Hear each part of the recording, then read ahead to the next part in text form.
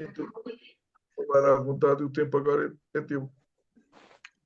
Muito bem, eu sou Isabel da Veiga Cabral, trabalhei durante, e reformei-me agora, trabalhei durante 40 anos na área do património cultural, nas suas vertentes, diferentes vertentes, na direção atual, no que foi a Direção-Geral do Património, e primeiro IPPC, IPAR, IGESPAR, DGPC, depois, enfim, toda esta panóplia de organizações, de instituições que foram sempre sendo reconvertidas e perdendo valências, infelizmente perdendo valências.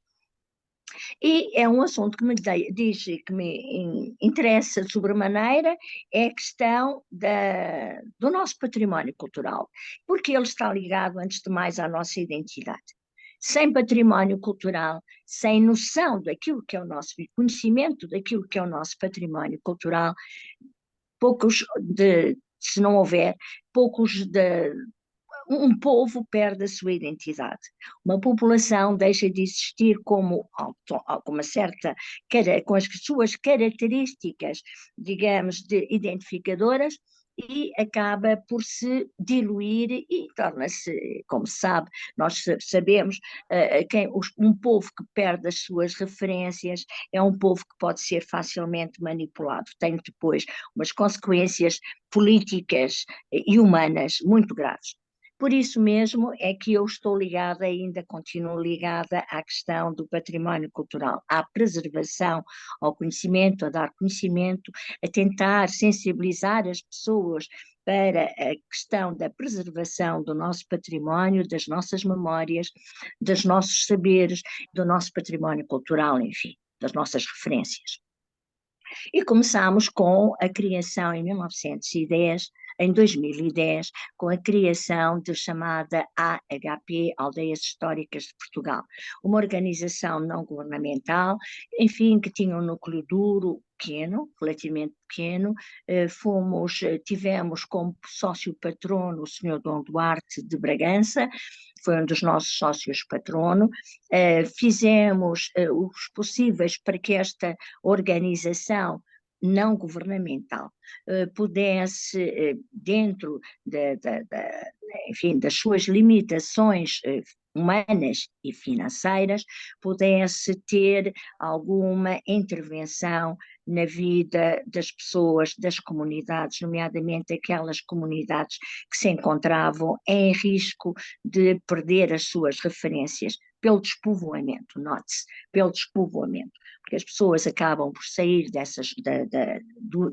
enfim, do Portugal, começa-se a despovoar, já nessa altura, em 1996, 94, 95, essa era já uma das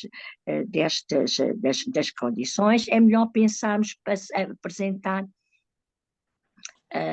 era uma das. O anterior ao Zeferino, o anterior, sobre o que é o núcleo habitacional.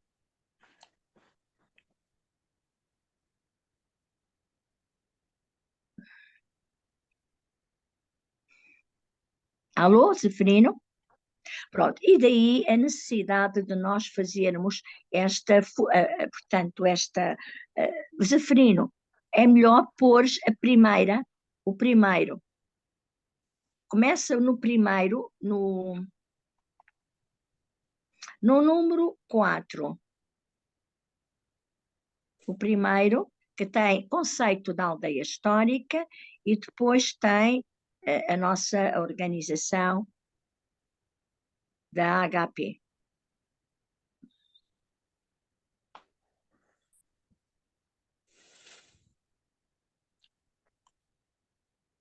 Só um minuto que eu já...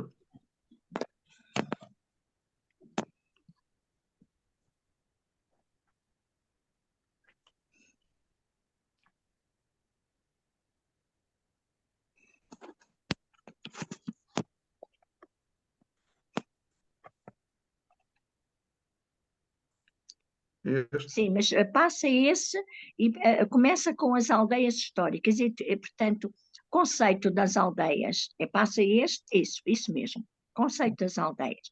Portanto, havia necessidade de saber o que se pensaria, o que seria uma aldeia histórica.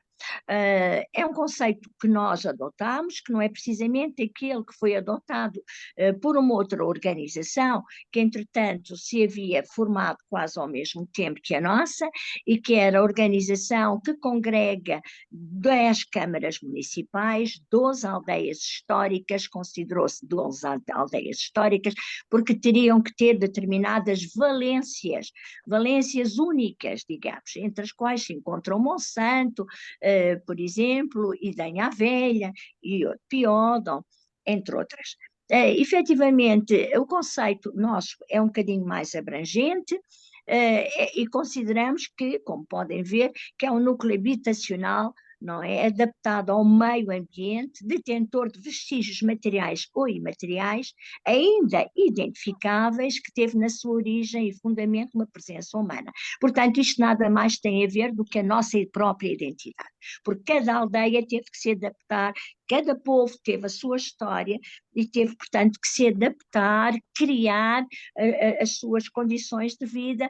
Há todo um legado histórico, social, humano, e de valores que são os tais usos, saberes locais, que estão ligados a esse modo de vida, que está ligado à nossa identidade. Este é o nosso conceito de aldeia histórica.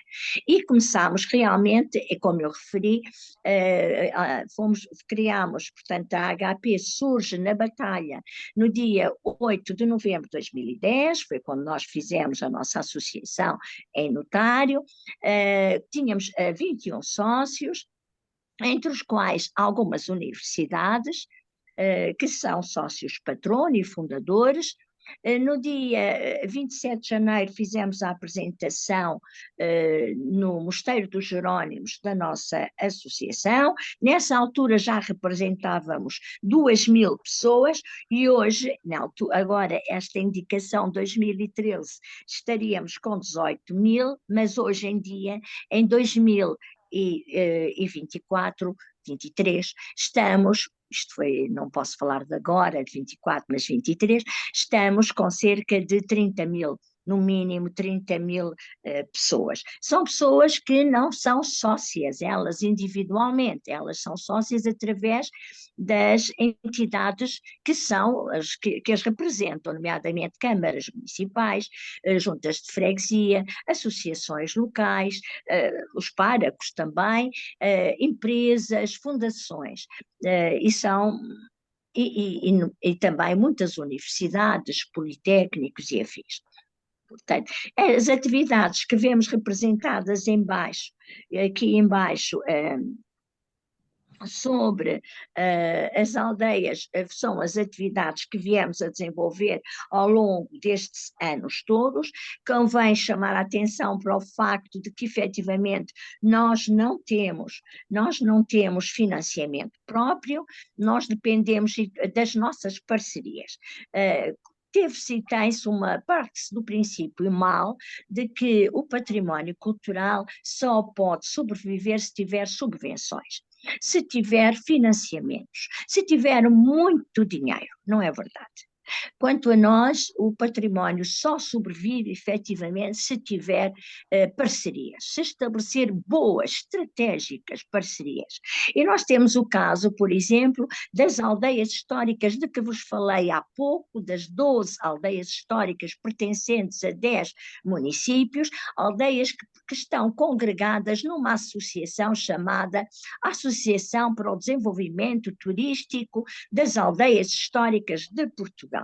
Esta associação é uma ADL, congrega, como referi, 10 municípios, tem 12 aldeias consideradas históricas na altura quando foram fundadas. Efetivamente elas tinham determinados princípios, determinados valores que as caracterizavam e diferenciavam. Hoje não têm, perderam-nas por duas razões: primeiro por uma má gestão e segundo pelo despovoamento. Quando as aldeias estão despovoadas, naturalmente elas perdem a sua identidade, elas não têm os seus valores, elas apenas são, digamos que, ovos, passa a expressão, desculpem o termo, ovos vazios. são apenas pedras e não contam histórias. As histórias são contadas pelas populações, pelas comunidades. No caso destas aldeias de que vos falei há pouco, da ADL, vêm no seguimento de um programa de recuperação, era um projeto piloto que foi do Plano de Potencial de Desenvolvimento Regional, do PPDR, criado no decorrer do quadro comunitário de apoio 1994-99, depois teve o terceiro em 2000-2006, continuou a ter sempre alguns apoios pelos roteiros que foram criando, os fundos que foram conseguindo por outros meios. Nesta altura, estas são as primeiras aldeias, como podem ver, ou vos referi no anterior, faz favor, 10, anterior, por favor, anterior, mais, mais, mais, faz favor, mais, pronto, é este mesmo. Elas, portanto, pertencem a este projeto piloto. Infelizmente, o projeto piloto ficou por aí. Não houve, digamos que não houve efeitos multiplicadores fora das suas áreas, onde ele ficou implantado, nem sequer novos projetos seguiram depois deste projeto piloto. Portanto, não foram feitos pelo país fora outros projetos à semelhança deste projeto piloto, que o objetivo era este. Era precisamente. Isto foi para a região, no início teve na região da Beira Interior, as 10 aldeias, que vocês podem ver aqui, escuso de as nomear, e depois em 2003, só em 2003, passaram então com Trancoso e Belmonte para 12 aldeias. O programa tinha este objetivo muito claro: desenvolvimento da economia local, criação de pequenas empresas, fixação das empresas existentes e fixação das populações e também trazer novas populações, para travar o processo de despovoamento. Depois, consequência disso, seria a desertificação e o envelhecimento destas regiões, não, de todo o interior, porque este projeto piloto era para ser replicado noutras partes do país para obstar a que houvesse esta questão do despovoamento, depois da desertificação e da perda das nossas referências e do nosso património, ao fim e ao cabo. Travou-se para travar, perguntamos agora, foi travado o processo de despovoamento, da desertificação, do envelhecimento? O retorno dos habitantes não houve nada disto, apenas foram feitos o restauro do património histórico monumental existente, mas isto, vejam bem, todo o património para continuar, digamos, em boas condições, património edificado, cultural edificado, património edificado, para continuar em boas condições é preciso ser habitado. É preciso haver uma constante ação de conservação. Se não houver uma ação de conservação, o património degrada-se. E o que estamos a ver na maior parte destas aldeias, não estou a falar em Monsanto, não estou a falar em Piodo, mas noutras, em Piodo, não estou a falar em Idanha Velha, onde houve um investimento enorme, nomeadamente de um dos nossos fundadores, que é precisamente o atual presidente da Câmara, o Jacinto, o Hermínio Jacinto, efetivamente há outras aldeias que ficaram e continuam com problemas gravíssimos de despovoamento e de perda das suas referências, das suas identidades. Portanto, o balanço é este, eu vou-vos dizer, isto antes de terem sido feitos o recenseamento último, que foi há um par de anos, tinha a população de Piódon, tinha que de 126 tinha passado para 60 portanto, tinha perdido população, perdeu 80% da população residente. Houve envelhecimento 44%. Hoje está muitíssimo pior. Marialva, e portanto é um lugar onde apenas vão as pessoas ficar de passagem ou se vão instalar lá por uns dias, é um local de turismo, não tem, por isso mesmo é que vos referi que estas aldeias perderam a sua identidade. Marialva está com o mesmo problema, como aí vê, também está com o mesmo problema, o balanço é idêntico. Em Solteira havia 3 habitantes e uma área enorme de eólicas, o que vai descaracterizar por completo, enfim, é uma poluição visual terrível e vai descaracterizar a aldeia em si, vai acabar por ficar descaracterizada, além das consequências, como sabemos, hoje sabemos que as eólicas têm consequências nefastas para a saúde. E, portanto, estas populações continuaram a desaparecer, e aqui estão as referências todas que vocês depois podem consultar. As pessoas desapareceram desses locais. Portanto, o programa piloto, o projeto piloto, não atingiu os seus objetivos. Este efetivamente, é efetivamente a conclusão que hoje, já em 2013, quando eu fiz esta apresentação, já se desenhava esta catástrofe e hoje a mesma coisa. Nós dizemos, não, mas é que efetivamente nós tivemos o que não tínhamos, um aumento grande do turismo, o turismo internacional, o turismo estrangeiros, não é nacional, porque também existe o turismo nacional. Efetivamente nós tínhamos nestas aldeias, na altura, o turismo nacional, hoje temos o turismo internacional, mas não temos o turismo internacional, na realidade, eles são visitantes. Eu estive neste fim de semana, no domingo, estive a conversar com algumas das pessoas, enfim, ligadas às aldeias, esta ADL, não é? É esta ADL e também às aldeias de xisto, e constatei, por aquilo que me deram a entender, constatei que a situação não é famosa. Portanto, há visitantes, pessoas que vêm em excursões específicas, passam uma manhã, passam por ali, visitam o espaço, apenas um, de maneira geral, ou dois, e depois vão-se embora. Não deixam nada, rigorosamente nada atrás. Isso já se tinha desenhado e já acontecia nesta altura, em 2013, e o facto de nós termos realmente uma afluência turística muito grande, um acréscimo enorme de nível internacional, portanto, turistas estrangeiros. No entanto, o impacto nestas regiões não tem sido significativo.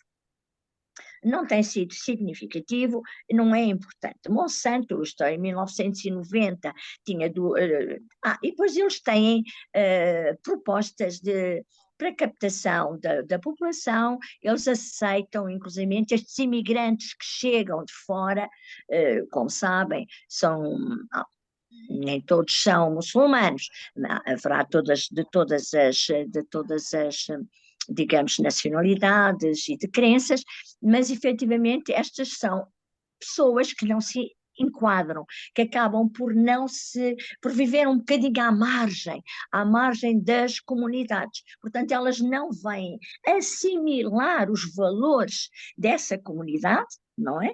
Que está-se a perder, que se perderam, estão-se a perder, elas vêm viver nos espaços que eles próprios, as suas quintas, nas suas casas, a sua integração na vida cultural, social, não é famosa, não é significativa, e, portanto, o facto de esta população a crescer, vir a ajudar, digamos que a trazer um certo equilíbrio em números, no entanto, não tem impacto no território.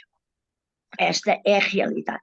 O investimento que foi feito inicialmente neste projeto piloto, vejam bem, em 1994, não estamos a falar em termos atuais, onde houve uma desvalorização enorme do dinheiro, não é? Dos euros. Um euro hoje não é um euro de 2013, não tem o mesmo valor, não tem o mesmo impacto.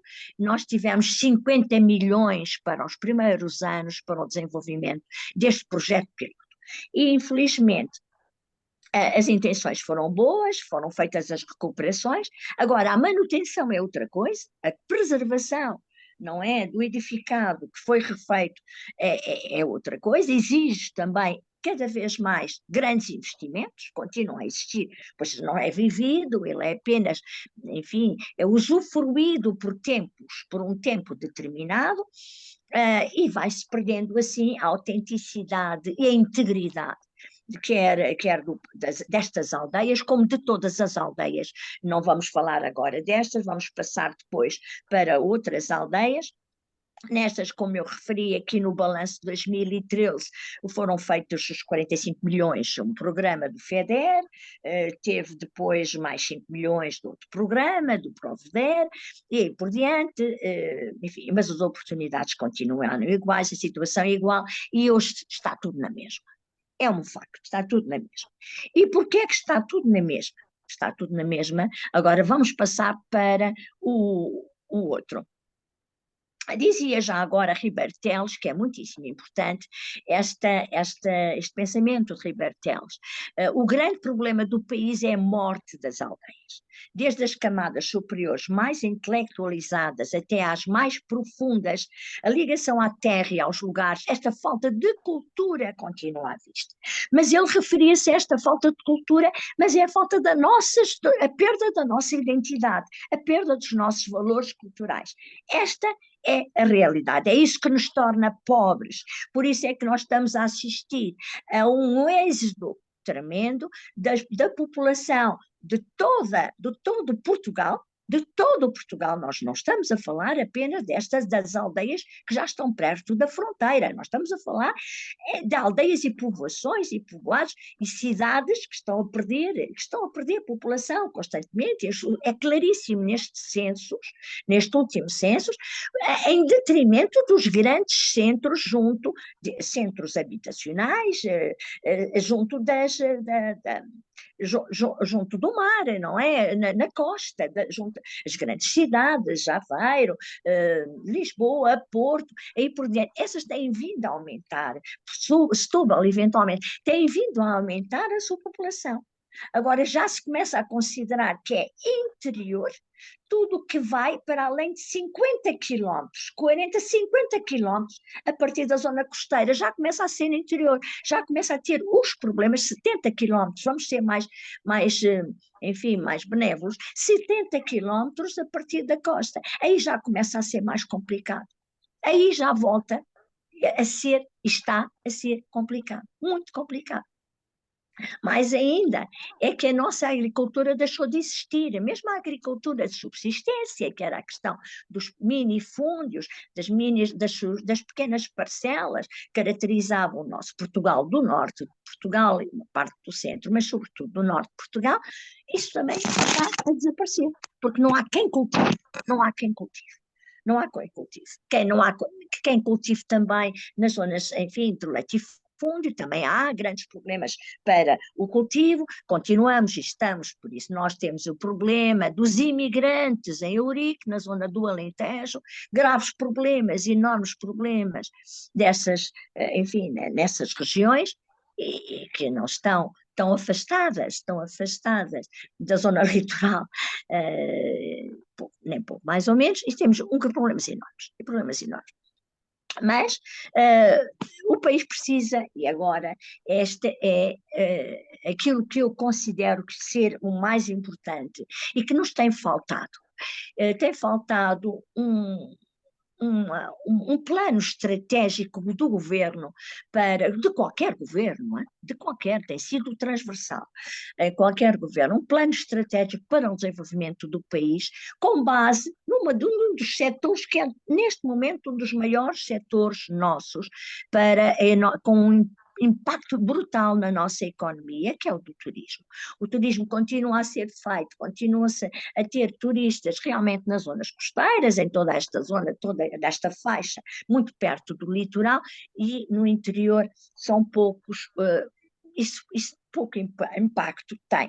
E pouco impacto tem porque não há uma estratégia, não houve uma estratégia definida, continuamos a ter um Ministério da Cultura, em vez de termos um Ministério do Património Cultural, porque património cultural é uma coisa muito mais abrangente que cultura, a palavra cultura infelizmente não é assim muitas vezes percebida, mas a palavra cultura apenas se refere aos valores que são universais, de valores, enfim, nós quando falamos em Mozart, nós quando falamos em Monet, nós quando falamos num Victor Hugo, são valores universais. Eles não pertencem a um país, já pertencem ao mundo, digamos, à humanidade. Agora, os nossos valores são os valores do nosso património cultural. E isso tem sido descurado, não está descurado, talvez. Aliás, está tudo descurado aqui em Portugal. Continuamos com um Ministério que devia ser do património cultural, que agregasse também a cultura e as artes, a cultura, e que, sobretudo, tivesse também associado o turismo, porque não existe hoje cultura, património cultural sem turismo. Oliveira Martins, o Guilherme de Oliveira Martins, há muito poucos dias, não sei se na Póvoa de Varzim, há poucos dias atrás, numa conferência, fez a referência de que era necessário que os impostos pagassem o património cultural. Portanto, que não há dinheiro, não há dinheiro. Que os impostos pagassem o património cultural. Mas os impostos não podem pagar, os impostos são os nossos impostos. Ao fim e ao cabo, é o que tem estado a ser feito. Os nossos impostos têm sido canalizados para o Ministério da Cultura, ou o Secretaria de Estado da Cultura, ou qualquer coisa, mas, efetivamente, não têm sido bem dirigidos e geridos. Não são os impostos, são as parcerias que são necessárias. É uma estratégia estabelecida, não é? De norte a sul do país. É uma estratégia que é preciso traçar, coerente, com coerência, é preciso concentrar e racionalizar os recursos humanos, os recursos financeiros, não é? Para defender os valores da sociedade e dos cidadãos de forma sustentada. Por isso mesmo, desde 2013, que eu defendo a ideia de que nós devemos ter um Ministério do Turismo, do Património Cultural e do Turismo. Património Cultural e do Turismo. Este sim será com uma estratégia, será realmente um fator e servirá como um fator de desenvolvimento e de coesão social e desenvolvimento económico, desenvolvimento social e mais de preservação das nossas memórias e da nossa identidade, porque é isso que traz os turistas a Portugal. E se esse setor do turismo é tão importante para a nossa economia, para o nosso PIB, um setor do turismo que já não vive só de praias e do sol, nem de golfe, nem sequer do mar, ele vive sobretudo das diferenças que nos separam, culturais, que nos separam, que nos complementam, como um povo, não é? Como um povo, como portugueses, feitos e que foram adquiridos durante séculos de vivências e de história comum, é? Que nos separam dos outros povos da Europa. Não somos todos iguais, não tenhamos dúvidas. Seres humanos são iguais, como seres humanos, mas cada povo tem a sua identidade, tem a sua história, é fruto da sua história. Não vamos enfim, pôr todos no mesmo saco, considerar que é tudo a mesma coisa. Não é. Esta ideia redutora que a União Europeia pretende impingir, não é? Através de todas as medidas económicas, sociais, culturais, aos países que constituem a União Europeia, aos 27 países, esta ideia é uma ideia redutora e perigosíssima, trará a desagregação da Europa, contrariamente àquilo que se pretende, não é? Que é juntar todos, trará porque a Europa, como qualquer país, e nós em Portugal podemos falar à vontade, nós somos constituídos, temos valores, temos uma comunidade, temos valores identitários, mas de norte a sul do país somos diferentes. Não deixamos de ser portugueses e sentimos como tal. Mas nós, norte a sul do país, somos diferentes. Agora vejam isto numa Europa, tudo em desagregação. Não, desagregação cria o caos, naturalmente cria o caos. Mas vamos por outros caminhos. O património cultural é um eixo estratégico de desenvolvimento. Isso é fundamental. Património cultural. Porque o património cultural, como eu referi, diferencia-se da cultura, porque é muito mais abrangente, tem a ver com a nossa identidade, com aquilo que nos define, não é? O que é um facto é que antes deste surto do turismo que tivemos uma sorte muito grande, foi a instabilidade no norte da África, a instabilidade no Egito, nestas regiões que procuradas pelo turismo europeu, pelos europeus, passámos nós a ser o norte da África, passa a expressão, um bocadinho o norte da África, mas até essa altura tinham caído as receitas que tinham sido geradas, até essa altura, em 2013, tinham caído 42,2 milhões de euros. Portanto, isto é só para dizer é que se nós não tivermos um projeto estratégico, um plano estratégico, o turismo também se vai. Portanto, o turismo não é nada que fique, não é nada que se estabeleça, que enraize. Não se enraiza. São nómadas que procuram a diferença, procuram a originalidade, a autenticidade, procuram coisas, experiências. Procuram experiências. E se nós não lhes pudermos dar isto, porque não temos um plano de gestão do património cultural, continuamos a mostrar a mesma coisa, com os nossos museus continuam a mostrar as mesmas coleções da mesma maneira, nós continuamos a comunicar da mesma maneira. Naturalmente, quem vê uma vez vê duas, não vê duas nem três, não volta, não vale a pena.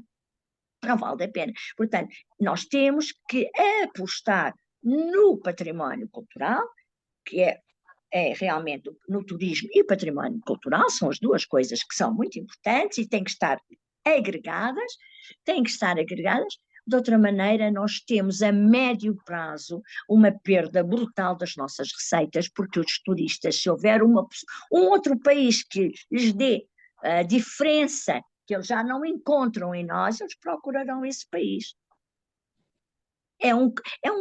Nós temos que pensar, não é para consumir hoje, é para projetar para amanhã, é preparar o amanhã. Sem isto, nós não vamos a lado nenhum. Continuamos a fazer o que fizemos até agora. São sempre políticas de recurso, de curto prazo ou médio prazo. Isto não pode acontecer. Agora, relativamente à nossa portanto, como eu dizia, tem que haver um plano estratégico, quer para o património cultural. A valorização é muitíssimo importante da identidade cultural local e coletiva. A evolução diferenciadora é uma evolução diferenciadora, porque o turismo os turistas procuram, agora os nacionais também, procuram as experiências, procuram as diferenças, e é preciso fazer a revivificação do nosso património edificado. Infelizmente isso não acontece, as aldeias estão a morrer, não há uma revivificação autêntica desses espaços, não há uma musealização dos espaços sequer, não há rigorosamente nada. Uma pessoa visita o Mosteiro da Batalha, visita, está para falar no património mundial, que tem um impacto já diferente, até a nível internacional. São referências da humanidade. Visita qualquer destes espaços, estes espaços estão vazios de história, não contam a história. Não, as pessoas não as sentem, não vivem, apenas encontram pedras, monumentos. E agora quem quer saber se aquilo é manuelino, se aquilo é gótico, se aquilo é românico, não interessa. Criamos e temos Portugal traçado, absolutamente retalhado de roteiros. Rota daqui, rota daquela, rota do vinho, rota da seda, rota daqui.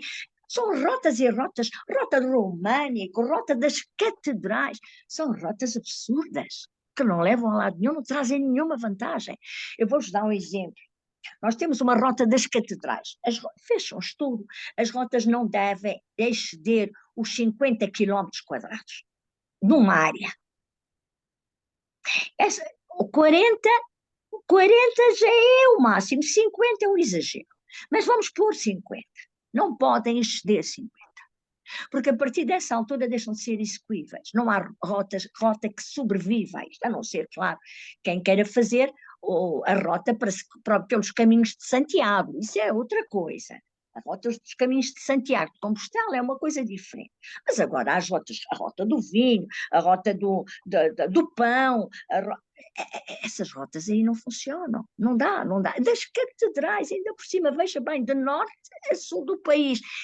Quais são os estrangeiros, os nacionais, os turistas que pegam em si e tiram um mês para andar a visitar catedrais, que muitas delas têm as missas, não têm mais nada, têm apenas as suas missas quando não estão fechadas, quando eles não encontram fechadas. Vou-vos dar um exemplo de uma racionalização correta, por isso é que os espanhóis estão melhor que nós, da racionalização correta de uma rota. Como é que se estabelece uma rota? Como é que se faz? Qual é o plano estratégico para as rotas? Como sabem, Chopin, George Sand, Chopin estava tuberculoso e George Sand, que vivia com Chopin, a escritora George Sand, decidiram ir para Palma de Maiorca, portanto ir para uma daquelas ilhas das Baleares, para ir para uma dessas ilhas, e tiveram que ir à Espanha, naturalmente, ao Porto, para depois apanharem a embarcação que os levasse às ilhas. Ora, os espanhóis não passaram daí, não passaram daí. Ora, os espanhóis arranjaram a rota de Chopin. E a rota de Chopin não vai para as ilhas, nem lá toca. A rota de Chopin fica numa região que é do Porto até uma região de 40 metros, 40 quilómetros quadrados, e que está absolutamente interessada com os principais monumentos a visitar.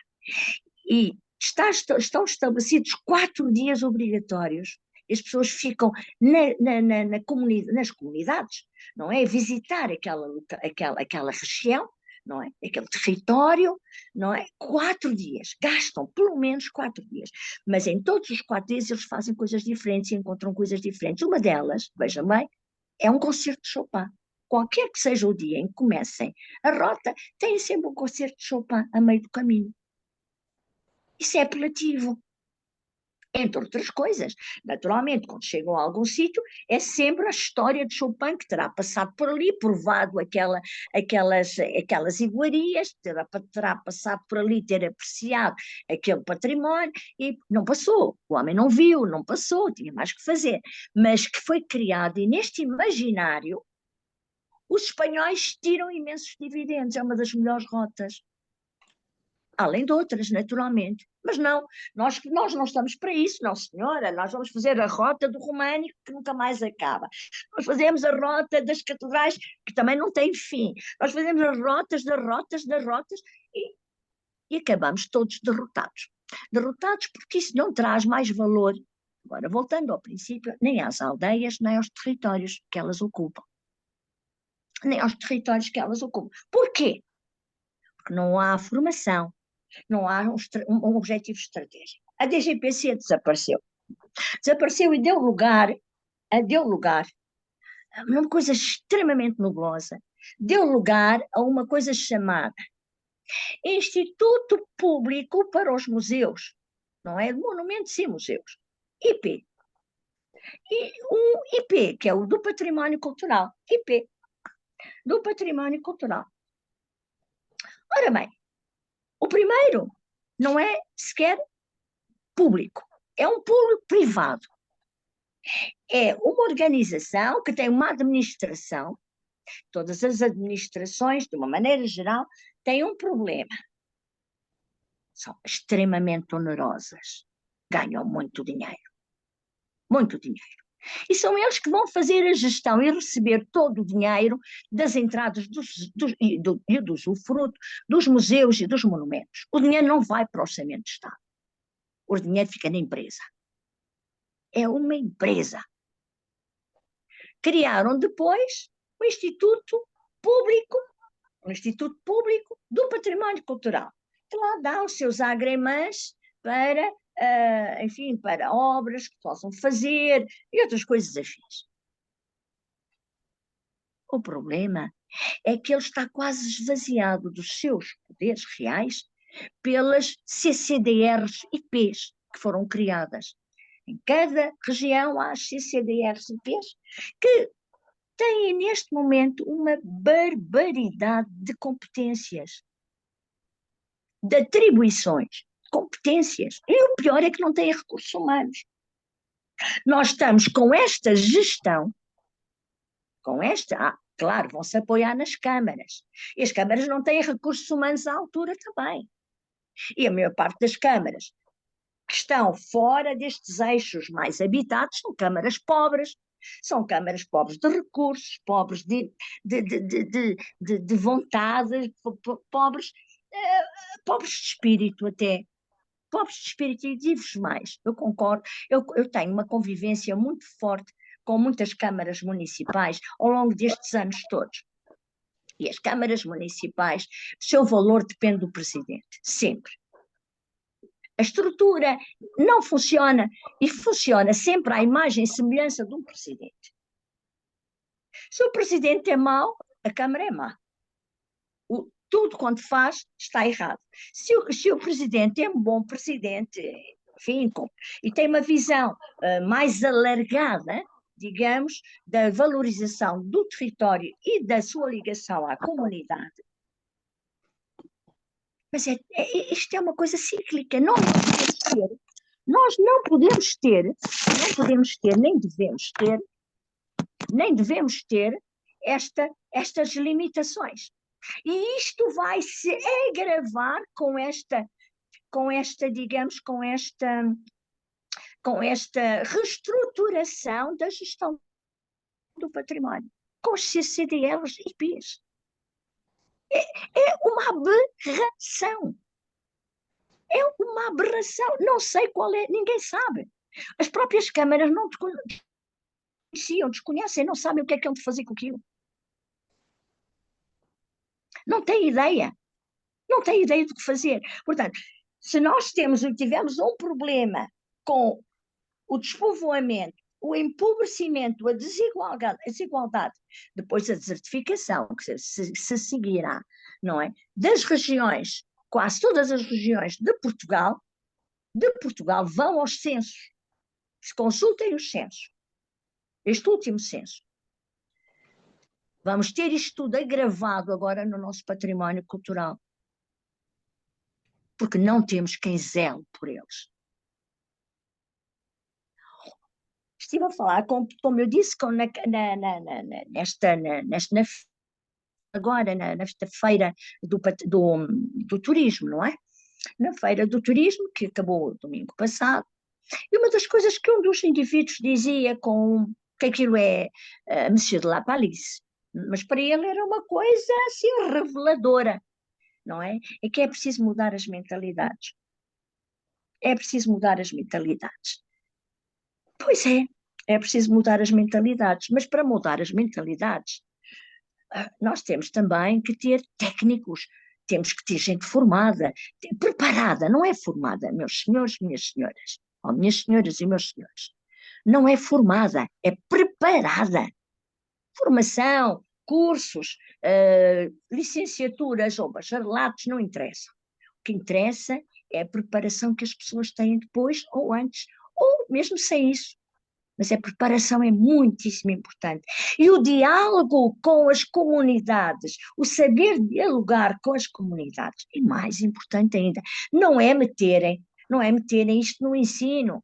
Já alguém pôs aí num programa de governo qualquer e tal, vamos pôr umas aulas e tal, umas aulas obrigatórias, enfim, até à universidade, presumo eu, obrigatórias sobre património cultural, sobre cultura. Não é, meus senhores, minhas senhoras, meus senhores, não é. Eu estive como conservadora interina, porque não havia ninguém. Na altura, a diretora tinha saído do Panteão Nacional, Igreja de Santo Ingrácio. E estive a trabalhar lá até, enfim, alguns anos, e uma das coisas que eu procurei fazer logo que eu fiquei nesta posição, estava num limbo, nesta posição, foi estabelecer relações com as comunidades todas, com a comunidade local toda. toda. Pus os militares a trabalharem no panteão, a fazer a limpeza do panteão, que tinha arbustos nas janelas, no, no coisa more, lá de cima, como é que se chama? No coro, no coro alto, no coro alto, arbustos, praticamente arbustos. Pus, chamei o Museu de Arte, o Museu de Arte do Chiado, o Museu do Chiado. Eles tinham lá posto umas reservas por causa do incêndio do Chiado, tinham posto lá num dos pavilhões, num dos torreões, um, um tenham posto lá o seu acervo, estava-se a deteriorar, estava tudo partido, as vezes partidos, aquilo partido. Chamei-os para fazerem um levantamento do que é que existia. Peguei em alguns das peças, nomeadamente esculturas para fazer exposição, uma exposição que não havia exposições lá. Porquê? Porque aquele espaço vive mesmo disso, vive mesmo, e tem o Leopoldo Almeida e outros grandes escultores trabalharam ali, portanto convém, e era importante fazer a sua referência sobretudo, mostrar o outro trabalho que eles tivessem executado, era muito importante. Fiz a ligação com embaixadas, com atividades com as embaixadas, exposições, etc. Fiz imensas coisas, e uma das coisas que me preocupou foi rever como estava a ser feito isto a propósito das escolas e das aulas e da sensibilização, porque se pensou em 1960, cerca de 60, 50 não, mas perto de 60, 1960, passou a ser assim uma espécie de revelação. Todos os museus, por essa Europa fora, Estados Unidos e também Estados Unidos e outros continentes, começaram a pensar que seria interessante começar a fazerem a sensibilização dos alunos, porque, e bem, acreditavam que seriam eles a geração que a seguir tomaria conta da nossa identidade, de cada uma do seu património cultural. Só que se revelou. Então passaram todas as crianças a ir aos museus, ainda hoje o fazem, criaram-se os serviços educativos, fomentaram-se as visitas aos museus, pedagogia, todas as escolas, até universidades, iam a museus, faziam trabalhos e tal. Isso não é suficiente. Descobriu-se que afinal não é suficiente. Não é suficiente porque isso foram os ingleses que descobriram. Não é suficiente porque os ingleses estão muito à frente. Não é suficiente porque as pessoas, as crianças vivem em comunidades familiares. As famílias com quem elas estão são as famílias que dão os exemplos. Não é uma viagem, um passeio, uma visita, de quando em quando, que faz a diferença. O que faz a diferença é, efetivamente, a família. Então, eles passaram, a Inglaterra, passou a incluir em todas as visitas os pais e os avós. Sem pais e avós, não há transmissão, não há consolidação das referências. Portanto, essa história de que nós precisamos para resolver esta questão do património. Então, olha, entregamos as coisas às câmaras, damos umas aulas, metemos enfim, uma cadeira de património na escola, no ensino até à universidade e tal. E isso resolve o problema? Isso não resolve nada. Isso é ficção. Isso é pura ficção. Isso não é um plano estratégico. Isso não é um plano estratégico, meus senhores e minhas senhoras. Isso não é nada. Isso é gastos. E nós queríamos gastar dinheiro. Portugal tem gasto. Os governos sucessivos têm gasto. E muito dinheiro. Dei-lhes agora o exemplo, não é? De 1996. Aqueles 50 milhões de euros, que não sei quanto é que corresponderão hoje, muitos milhões de euros serão a mais hoje. Mas seguramente mais do que 150 milhões ou 200 milhões, seguramente. Seguramente. Quais foram as repercussões na realidade? Promoção da A ou B? Há sempre aqueles técnicos que têm umas promoções, vivem disso, coitados. Não, promovem-se, depois dão aulas e depois continuam a transmitir aquilo que não sabem. Não é? Promoções. Promoções, mas são promoções pessoais, não são promoções de um objetivo, de um projeto, de ideais, de valores, não são promoções disso, não se promove isso. Por isso nós temos que ter o exemplo, e o exemplo, meus senhores, minhas senhoras, vem de cima. Se nós não tivermos um Ministério da Cultura a preparar, a sensibilizar, a ajudar as entidades que estão no terreno, que não são as câmaras apenas, mas as organizações não governamentais, elas são representativas das comunidades. Eu estudei 170 organizações não governamentais, fiz o levantamento de 170.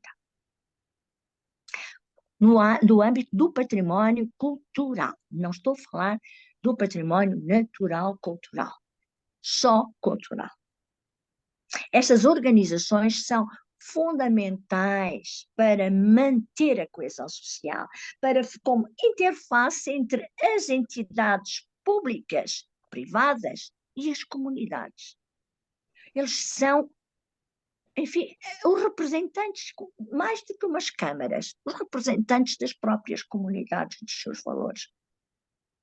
Escamotear esta verdade é prejudicar, é empenhar o futuro de Portugal, do país, das nossas. Porque um país perde se não tiver valores, se não tiver identidade. Nós não estamos a falar de um país, nós estamos a falar de um território, estamos a falar de um país.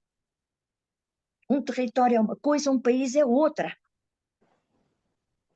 O património cultural, aqui estamos a redefinição também de conceitos, não é? É preciso haver uma redefinição de conceitos, ou seja, é que as pessoas deixem de estar agarradas ao projeto de Gaulle.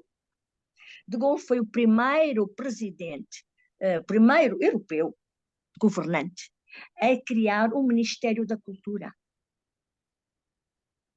Foi o primeiro. Mas estamos em plena época de consolidação, da preparação das independências africanas, independências das colónias francesas. E ele percebeu que a língua, a literatura, a cultura francesa eram importantes para consolidar a ligação, para que esta ligação se mantivesse. E por isso criou o Ministério da Cultura, com um grande escritor da época. Criou o Ministério. E toda a Europa seguiu o exemplo. E o pior é que nós continuamos ligados a uma ideia pré-concebida de que o Ministério é um Ministério da Cultura. Mas não é cultura.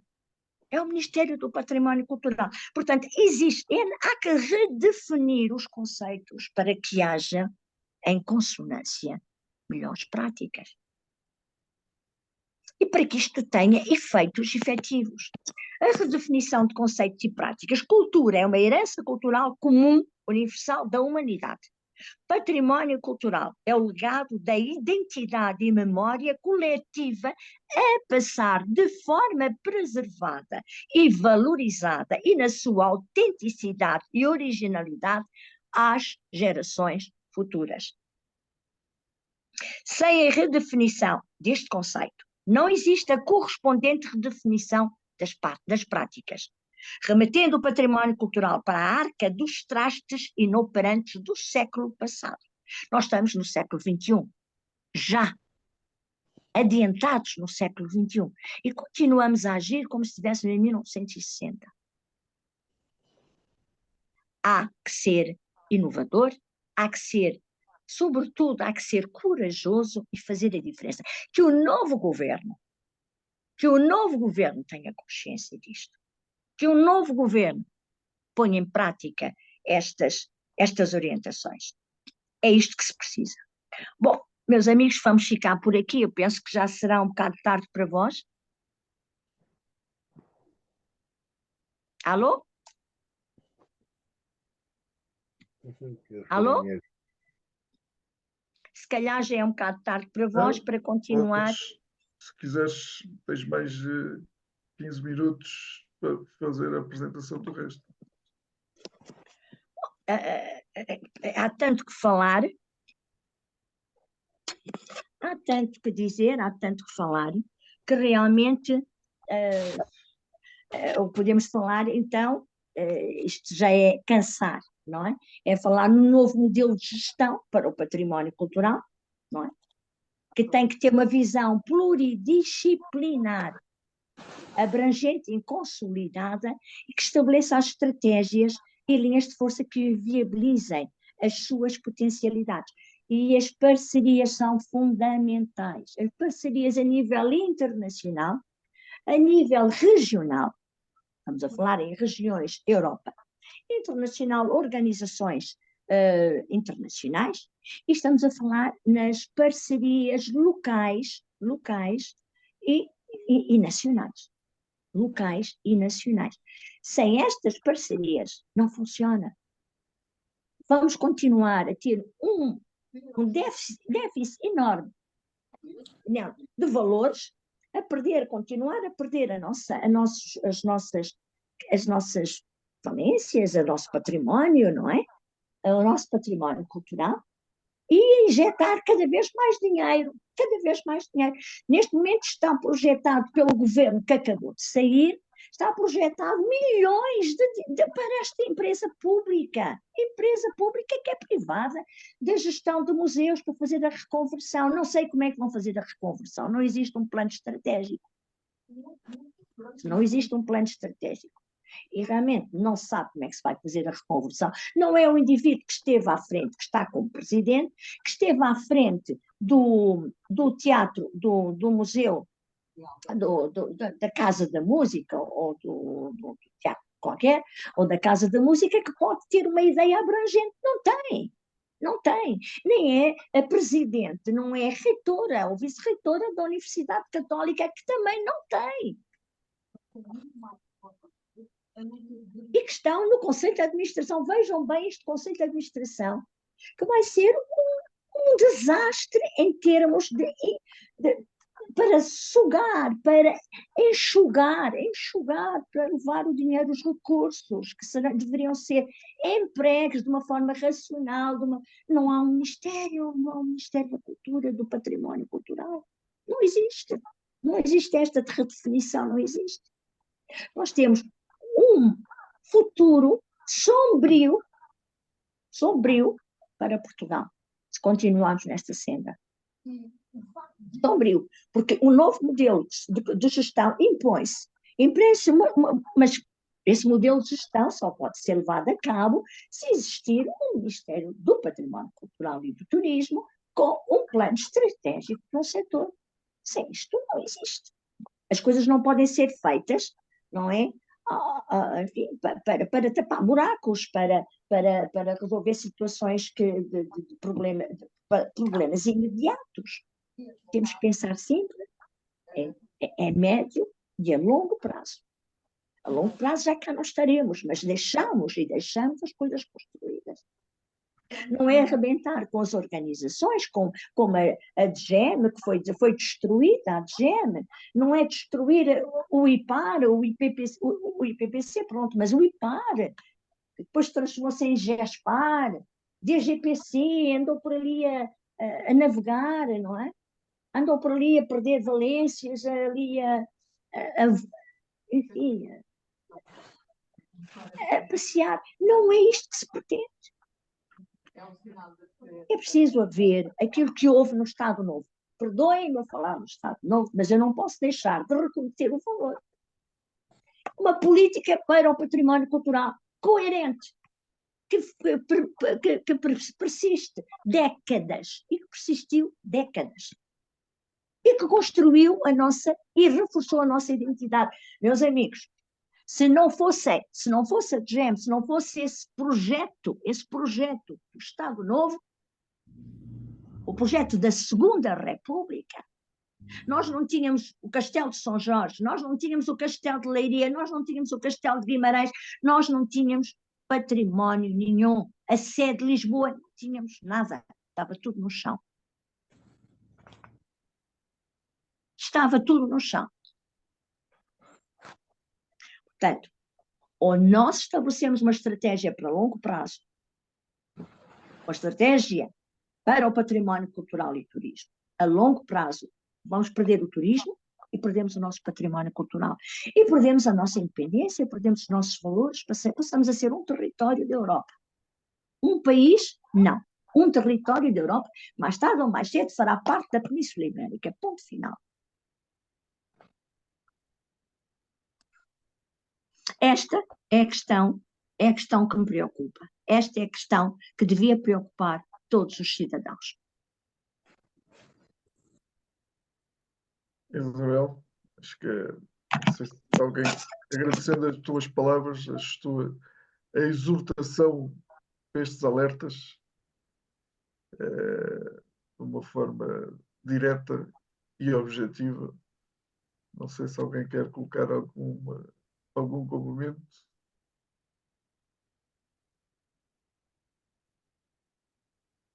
Aníbal, podes ligar o som, podes ligar o som. Boa Desliga o noite. som. Não, Boa noite. deixa estar, o Aníbal Aníbal Bento vai. Boa noite Boa a noite. todos. Foi traçado aqui um quadro muito cinzento dos últimos anos da política cultural, do património cultural. O certo é que as instituições existem. Esta própria associação, eu recordo-me dela, pelo menos aquela fotografia ali à frente dos Jerónimos, lembro-me dela, porque reconheci lá algumas pessoas. Depois deram sequência até um jantar no Palácio de Queluz, ainda estou a recordar disso. Logo a seguir à instituição. Mas é uma instituição que já tem pelo menos 14 anos. E tem uma direção que é a mesma. Ouvi falar muito em plano estratégico e as parcerias, a necessidade de colaboração e interligação entre as diferentes instituições. É um facto isso. Mas será que esta instituição, esta Associação das Aldeias de Portugal, não poderia ela, por si só e nos seus quadros e nestes 30.000 pessoas que estão agregadas à associação de forma indireta, contribuírem para um plano estratégico, ainda que muito humilde, para despertar interesse nas outras instituições que circundam, as escolas, os museus, as autarquias, etc. É que custa-me acreditar que o Ministério da Cultura e a Direção-Geral do Património nada tenham feito. Porque eu recordo nesses quadros comunitários, o dinheiro foi sobretudo para recuperar património material. Lembro-me de alguns, estou-me a lembrar de Tomar, que se fizeram lá obras fantásticas com esse dinheiro. E também de alguns empresários, a contribuição de alguns empresários. Mas eu concordo em parte com aquilo que se disse, mas é a altura ou estamos em tempo de contribuir para esse plano estratégico, já que eu ouvi falar tanto do plano estratégico, mas é preciso começar a desenhar esse plano. E eu penso que esta associação pode ter condições para começar a trabalhar nesse sentido. Não sei se tem condições, é preciso ver se tem condições, se tem associados suficientes, participativos, interessados em contribuir. Eu não sei, eu desconheço em absoluto. Mas fiquei francamente também cinzento com esta exposição. Provavelmente até é realista, mas é preciso, por vezes, darmos uma pedrada no charco e apresentarmos nós o nosso contributo. Ainda que modesto, apresentar esse contributo com as tais linhas estratégicas. Os pontos fortes, os pontos fracos, qual é a missão, quem são as pessoas e as entidades que podem colaborar nesse plano. E era só isto que eu queria referir, porque eu lembro-me desta associação no seu início e pronto, e passado estes 14 anos voltei a ter a grata presença da Isabel Veiga nesta sessão. Muito obrigado. Agradeço as palavras e acho interessantes e oportunas as suas, enfim, os seus considerandos. Efetivamente, esta organização e aquela fotografia que se vê é uma fotografia que foi tirada no Mosteiro da Batalha, à porta do Mosteiro da Batalha. A quando da formação, porque era uma batalha que nós queríamos travar, a tal pedra no Sar, que era a tal diferença que nós queríamos marcar com aquele pequeno grupo, na altura, era um pequeno grupo, que queríamos marcar. Éramos muito ingênuos, muito ingênuos. Estávamos convencidos de que, efetivamente, podíamos fazer a diferença pelas valências que cada um de nós tinha. Havia arquitetos, havia engenheiros, havia advogados, havia pessoas de todas, diretores de museus, câmaras municipais, etc. Havia professores universitários, havia universidades, politécnicos, alguns, não muitos, mas agora existem mais. Havia muitas coisas dessas, mas infelizmente, temos um país que se move não por ideais, mas por e objetivos que não sejam os pessoais, mas que se move, infelizmente, por interesses e às vezes nós não podemos corresponder. Eu estou-me a lembrar, relativamente ao património, ao Ministério da Cultura, foi Secretaria de Estado da Cultura, poucas vezes foi Ministério da Cultura, eles realmente fizeram muita coisa, sobretudo no património que estava afeto ao IPAR, IPPC, primeiro IPAR, IGESPAR, DGPC. Esse foi sempre o património privilegiado para a recuperação do património. A Direção-Geral de Edifícios e Monumentos Nacionais, essa sim, fez um trabalho exemplar sempre dentro das suas possibilidades e ultrapassando, inclusive, algumas das grandes e enormes dificuldades. O engenheiro Vasco Costa, de quem eu fui amiga e que eu muito admiro, infelizmente o senhor já não existe, não está no meio de nós, que muito admiro, assim como todos os funcionários da DGEM que eu conheci, são pessoas extraordinariamente competentes, herdaram um conhecimento que durante décadas, não é? Foi passado de funcionário, de técnicos para técnicos, fazia parte da instituição. Esses sim fizeram grandes diferenças porque esses trabalharam em todo o território. A Direção-Geral do Património, o IGESPAR, o IPAR, o IGESPAR, a DGPC e a Direção, portanto, Geral do Património trabalharam para o seu património. E o seu património, sobretudo, o seu património é o património edificado, o património está monumental. São oásis dentro de todo o país. Nós não podemos transformar o país em oásis, num deserto com oásis, nós temos que dar ao país tudo, por igual, não é? Grandes oásis, dar e replantar e plantar todo o país.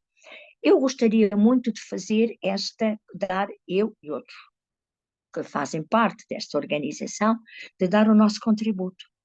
Nós procuramos estabelecer algumas parcerias interessantes,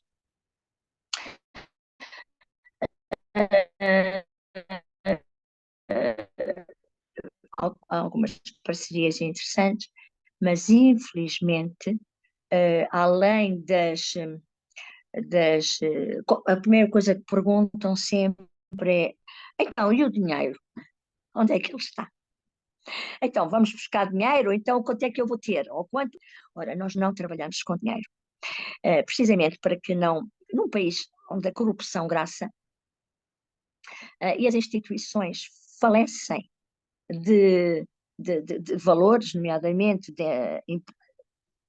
enfim, não são impolutas, efetivamente o dinheiro, quando fica muito próximo, mesmo que a pessoa não tenha, ou as pessoas não tenham benefícios próprios, elas têm sempre o ferrete.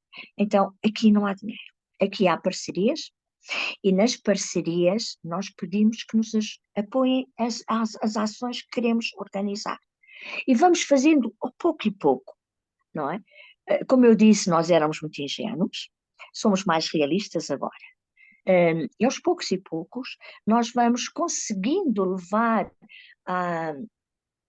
vamos conseguindo levar algumas das nossas ideias, dos nossos conceitos e conseguimos fazer a diferença, conseguimos sensibilizar. Como eu disse, quando se falou na mudança de mentalidades, como foi referido quando se falou na mudança de mentalidades, efetivamente a mudança de mentalidades faz-se com exemplos, faz-se com contacto cara a cara, conversa a conversa, direto, não é? E é isso que nós fazemos. E é precisamente isso que nós fazemos. Dinheiro, não. Nós não temos. Pelo menos até agora, não vamos ter, não temos. Eu vou deixar as funções em breve da associação para um grupo de pessoas que estará, enfim, porque a partir de determinada altura o peso já é muito grande, não é? E nós já demos tudo o que tínhamos que dar. E, portanto, agora partimos, deixamos os outros continuarem segundo e fazerem os seus caminhos, e fazer um caminho diferente. Ninguém é eterno, nem se deve eternizar de maneira nenhuma. Ninguém se deve eternizar. Todos nós temos um momento certo para entrar, um momento certo para sair. E eu quero sair. Quero sair, mas quero entregar isto a uma organização, câmaras, nomeadamente organizações não governamentais, portanto, outras, mas um conjunto, não é? Um conjunto de entidades e pessoas que levem a bom termo com todas as coisas que já estão criadas, desde as ligações internacionais, que ainda não foram desencadeadas, mas já estão tratadas, as ligações internacionais todas, está tudo tratado, para que nós possamos a rede de universidades que nós temos a Carta do Património, a Carta de Óbitos, para ligar todas as organizações não governamentais, não é? Ter uma gestão própria, com uma gestão própria, temos a Carta das ONGs, temos uma convenção para as universidades e gestão dos politécnicos, para se interagir, para se ligarem. Os protocolos que nós fizemos com as câmaras municipais, com as juntas de freguesia, estão muito claros. São obrigados a colaborar. Em que medida é que têm que colaborar? Dinheiro nós não queremos. Agora, eu não quero. Os outros que vierem, logo verão. Mas eu, neste momento, não quero. Quando eu sair, quero sair, eu espero que esta organização, que já tem tudo trabalhado, tem tudo já cimentado, que então parta para novos caminhos. Muito obrigado. Falta o tal documento de planeamento estratégico. Muito obrigado. O documento sim, falta. Mas que nós sabemos, por experiência própria, que eu sei por experiência própria, e os que trabalham comigo também, que um plano estratégico nacional é preciso ser pensado e feito por um governo. Eu já dei o meu contributo para um governo, para um programa do partido. Eu já o fiz. O plano estratégico que estava lá traçado, já lá está. Eu dei. Consultei várias pessoas. Não fui eu que fiz sozinha. Eu consultei várias pessoas. E essas pessoas todas ajudaram a estabelecer este plano estratégico. Os planos estratégicos não têm que ser muito definidos à minúcia. Eles têm que ser enunciados, com enunciado. E está tudo feito. Inclusivamente, como é que deverá trabalhar o Ministério do Património Cultural e Turismo, as secretarias que terão que trabalhar, como é que terão que trabalhar nas várias áreas. Está tudo já feito. Em 6 páginas. Só 6 páginas, não é preciso muito. Já dei o meu contributo. Isabel, só para tem aqui o Nuno também, eu tinha aqui uma questão a colocar, mas o Nuno tem primazia. Nuno, deixa-me. Estás sem som. Eu sei, muito obrigado. Se calhar devia ficar sem som. Bom, boa noite, Isabel, muito obrigado. Boa Eu, noite. eu sou médico, e gosto muito de história. Aliás, como muitos médicos, a nossa vida passa-se a fazer histórias. Sem história, ressonâncias magnéticas, taques, etc., tudo isso não tem valor nenhum. Mas havia aí duas. Falou aí num povo no qual eu estou inserido neste momento e que realmente acho que. Eu tenho uma filha com 18 anos. Eu estou há quase 2013, portanto, 11 anos em Inglaterra. Não estou em Londres. E isto marca uma diferença muito grande, porque a ignorância em relação à história de Inglaterra e à história das relações entre Portugal e Inglaterra, no sítio onde eu vivo, não imagina o que é. Nunca fui convidado, e a minha filha tem estado em escolas privadas, nunca fui convidado para ir a nenhum museu, a nenhuma visita de estudo com ela. Portanto, eles vão sozinhos, com os professores, e muito bem, na minha opinião. De resto, o outro trabalho tem que ser feito em casa. Essa é a verdade. Em relação ao,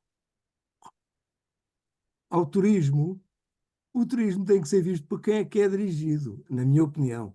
E será muito difícil pôr qualquer dos indivíduos com quem eu contacto aqui assim, que são meus doentes, a ir ver Piódon, Sortelha ou outra coisa, porque eles só querem uma coisa, com o tempo que aqui há, com o clima que aqui tem. É Benidorm, Lloret del Mar, ou Corteira, ou Algarve na zona das praias, porque para Tavira já não vão, e se eu lhes falo em Estremoz, Évora-Monte, Porto ou Coimbra, eles não fazem a mínima ideia do que é que isso é. E nem estão interessados em lá ir, porque o que eles querem é praia, calor, sol e uma coisa que eu recomendo, se puderem ter, não sei se é na Netflix ou se é só na BBC iPlayer, que é uma série inglesa chamada Benidorm. Define bem o estilo de turistas ingleses que vão para a Europa. Pois tenho colegas meus, alguns, com casa em França, em zonas finas, também tenho. Mas a maioria das pessoas está tudo, só querem é. Eu lembro-me de um doente que tive, que foi mandado para a consulta com a suspeita de um acidente isquémico transitório, um AIT, porque tinha tido alterações na fala e vertigens. E depois, quando eu lhe fiz a história, depois ele disse: pô, eu estava em férias em Espanha, tentei secar o bar, e depois tornou-se muito difícil falar e manter o equilíbrio. E eu concordei com ele, realmente, com a quantidade de álcool que ele tinha ingerido, era muito difícil fazer isso. Vi outra coisa que eu queria. Portanto, eles aqui, para fazer não falou do envelhecimento nas aldeias históricas. No county onde eu estou a viver e onde trabalho, a pirâmide etária é perfeitamente invertida. E neste momento só está a ser alterada por uma razão, por causa da imigração, em que as pessoas que vêm para aqui trabalhar não são como eu, que já devia estar reformado, são pessoas jovens e que têm filhos. Porque a maioria dos ingleses que aqui vivem são velhos. Peço desculpa por outras pessoas da minha idade que possam aqui estar, mas são idosos, dos 70 anos para cima. Eu tenho doentes com 90, neste momento internada na unidade, uma doente com 98 anos. E não é difícil. Não, porque eu já dei alta a uma com 103. Ai, muito bem! Muito bem, não. Isto não fazem turismo em lado nenhum e aqui assim, portanto, o envelhecimento no interior do país, eu não estou nada surpreendido com ele, porque realmente a falta de atrações que possa haver para ter gente nova é imensa. Portanto, se não for esse plano estratégico, se não tiverem em conta a fixação de indivíduos mais novos e depois com poder de compra para poderem ter filhos, só há um envelhecimento, não há outra coisa. E infelizmente eu faço parte de um grupo que consegue manter vivas as pessoas a todo custo. com custos para o Serviço Nacional de Saúde, aqui assim para o Serviço Nacional de Saúde, custos imensos. Porque no sítio onde eu estou, cada cama custa 800 libras por noite, por dia. Não, camas semelhantes. Em Londres custam 2.000, devido ao pessoal que trabalha na unidade. E à especialização que o pessoal tem. Portanto, isto o dinheiro foi outra coisa e vou acabar aqui, foi outra coisa que eu aprendi com os ingleses. O dinheiro é muito necessário. E aqui, quando vamos ao pub, primeiro pagamos e depois bebemos. Portanto, sabemos o que é que estamos a gastar. Não é mandar vir e no final agora traga-me a conta. Não há. Paga e depois come. E bebe. Na maioria dos sítios. É assim. O que é bastante interessante. Eu tenho-me estado a adaptar aqui a este sítio. Eu gosto imenso e fico muito orgulhoso quando lhes digo que temos o tratado de paz mais antigo do mundo e que se eles bebem chá, a nós os devem, devido à Catarina de Bragança que se casou com o Carlos II. E muito boa noite, muito obrigado, mas realmente para fixar pessoas no interior vai ser muito difícil. Aqui ninguém quer vir para a universidade da cidade onde eu estou. Tiveram agora que abrir um curso de medicina para tentar atrair gente. E neste momento, em vez de 6 especialistas que devíamos ter na unidade, a tempo inteiro e permanentes, temos 2. Ninguém quer vir para o interior. Mas está em que parte do Isabel, país? Está onde? Se conseguir dizer o nome de um molho muito conhecido em Inglaterra, o Worcestershire, é onde eu estou. Ah, Pois, não é Londres. É que as pessoas quando vêm à Inglaterra vêm Londres. Não é. Isto aqui é. hum, E estive noutro condado, no Lincolnshire. Em Lincoln, com uma linda catedral, uhum. uma cidade soberba, mas também velhos era o que não faltava. É assim. Os pequenos sítios Isabel, não querem gente nova. Ou gente nova não quer os pequenos sítios. E para quem já bom, está na minha idade, o que é que eu vou para lá fazer? Não tenho nada para fazer, também não vou. Fico. Agora aqui sim tenho, dá-me gozo. Mas é só. Há outras razões que eu não quero falar nisso. Dá-me gozo, do ponto de vista profissional. Mas Uhum. essas estratégias serão muito difíceis de pôr em prática, quaisquer, quer haja dinheiro, quer não haja dinheiro, porque a infraestrutura que é necessário construir para ter gente permanente lá e com as características, acaba por ser o que é em todo lado. Pedras, como a Catedral de Lincoln ou a Catedral de Worcester. Pedras, bonitas, têm boa música e excelentes coros. A minha filha cantou no da Catedral de Lincoln. Excelentes coros. Que aqui a tradição dos coros nas igrejas é muito grande. E fora disso, 2 ou 3 ruas com interesse e o resto são casas. deixa-me, posso colocar aqui uma questão E final acabei. Hum? colocar aqui uma questão final à Isabel, que, pegando as palavras do meu querido amigo Aníbal Bento, que há muitos anos ouço, tenho pontualmente ouvido a Isabel a defender a questão das aldeias históricas de Portugal. E, Mas as minhas portanto, aldeias são de norte a sul do país. sim, sim, mas Não são 12 aldeias, é de norte, é todo o património, são eu, todas, são as comunidades de norte a sul do país. eu tenho a felicidade de vez em quando estar fora de Lisboa, estar no interior do país portanto, perceber o despovoamento que vai acontecendo e outras coisas que aqui já foram faladas. Portugal, isto pode-se aplicar a receita, digamos, o diagnóstico e a receita noutros países idênticos em língua portuguesa, se calhar, porque estão aqui alguns também angolanos, com a falta de recursos que existem. Mas no caso de Portugal, falta de recursos e haver uma história de muito poder municipal e assentar muita história de Portugal no municipalismo. Ora, quando há pouco afirmaste que é preciso um plano estratégico, a minha primeira, vou fazer duas perguntas de forma mais simples possível. A associação teve um plano estratégico definido ou não quando foi criada? E dentro do plano estratégico conseguiu ser ouvida pelas instâncias, pelo Ministério da Cultura, pelas câmaras, ou apenas, se ao longo deste tempo, fez apenas o diagnóstico, deixando para a próxima geração essa forma de intervir e de acompanhar as autoridades governamentais portuguesas a nível nacional e a nível de poder autarca?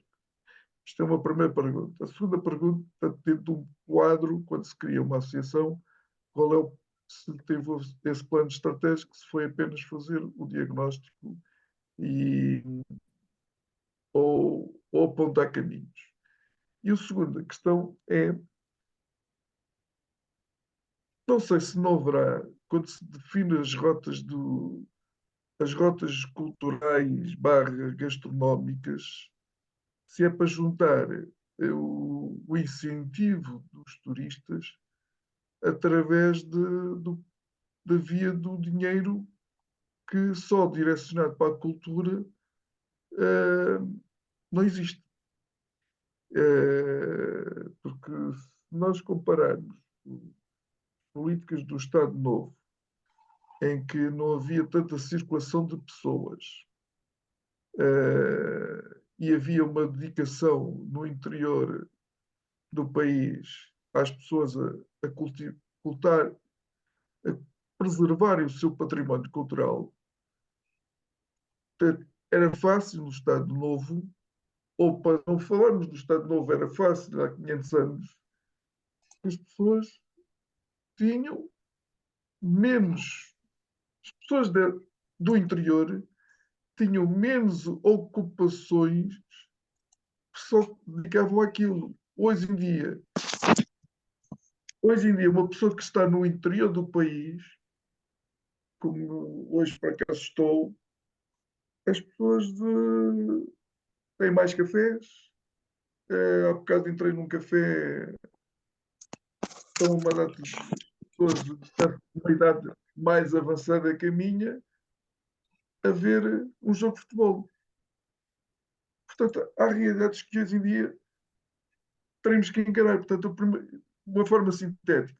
Primeiro, a associação, quando foi criada, teve um plano estratégico para fazer só o diagnóstico e apontar caminhos, e conseguindo, através daí, conseguir ser ouvida como parceiro junto do Ministério da Cultura e junto das autarquias.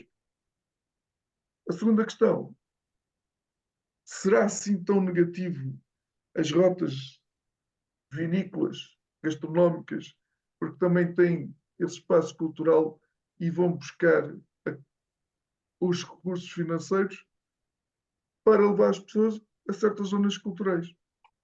Bom, Isabel, vamos por partes, vamos por partes. A primeira parte, efetivamente, não estamos a falar na cultura, estamos a falar no património cultural. Então, vou falar agora com o médico, com quem, como se chama ele? É o Nuno, com o Nuno. A falar com o Nuno, precisamente, pois essa questão das pequenas localidades, mesmo em Inglaterra, que estão a perder a população e têm uma boa população com a idade já muito avançada. Bom, eu penso que isso é um problema de toda a Europa, é o envelhecimento de toda a Europa, não é? Em Portugal, em países como Portugal, é pior, tem sido pior, é muito pior. Portanto, quanto ao facto de acompanhar ou não acompanhar a sua jovem filha, de 18 anos, ela já é universitária, ela naturalmente não precisará de si, nem é convidado para fazer parte desses programas.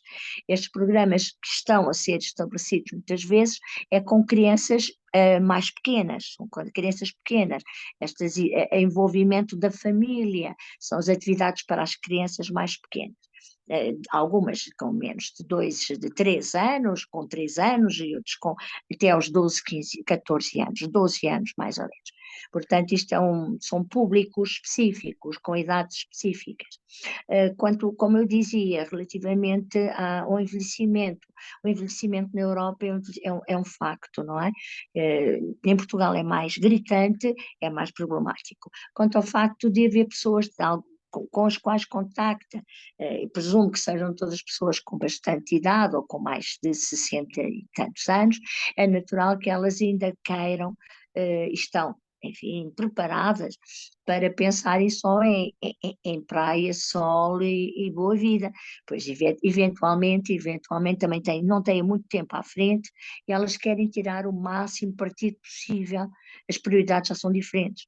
Querem tirar o máximo, portanto, partido possível do seu dia a dia, da sua vida finita, não é? Porque já estamos todas as pessoas que estão acima dos 60 e muitos anos já estão a caminhar enfim, para o seu fim, é lógico, não é?